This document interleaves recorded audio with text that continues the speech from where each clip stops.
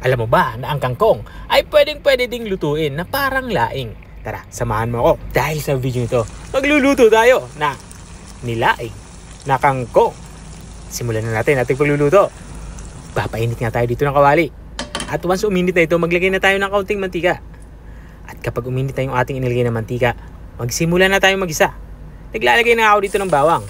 Pinitpit ko na ito sa hiniwa ng maliliit. Isusunod ko naman itong ating sibuyas. Bali po lang sibuyas yung ginagamit ko dito. Hiniwa ko lang ito ng maninipis sa kapaba. Ang gagawin naman natin dito ay gigisa natin to hanggang sa malantay ito at lumabas yung aroma. At kapag ganito na itsura ng ating bawang at sibuyas, maglalagay na tayo dito ng dilis.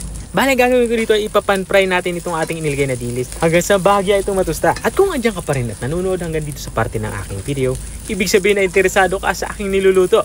Baka pwede mo naman i-comment kung tiga saan ka, para alam ko kung hanggang saan umabot ang aking video. Balik tayo dito sa ating nilulutong ulam. At this point nga ay naglalagay na ako dito ng isang latang coconut cream. Isang 400 ml nga na coconut cream yung aking inilalagay dito. Inuubos ko na ito. Tapos kung mailagay itong ating coconut cream, tatakpan nga natin ito at papakuloy natin ito kahit mga 2 minuto. Maluto lang yung ating inilagay na kakangata. At makalipas nga ng 2 minuto ay binuksan ko na nga ito.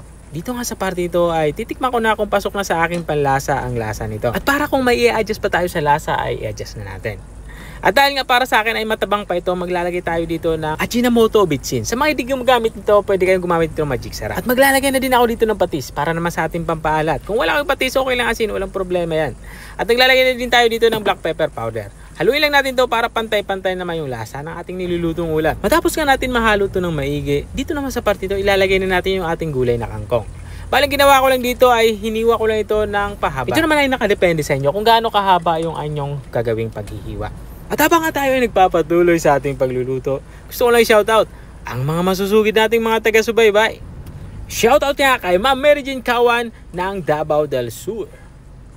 Shoutout din kay Sir J. Baca ng Maragondon, Cavite. At shoutout din kay Ma'am Luz Valdez Bigueras. Sabi niya pa shoutout naman po. At maraming salamat din sa mga walang sawang nanunood at nakasubaybay dito sa aking channel. Balik tayo dito sa ating nilulutong ulam. At this point nga ay lutong-luto na nga itong ating ulam pananghalian. Pwede na natin to i-serve.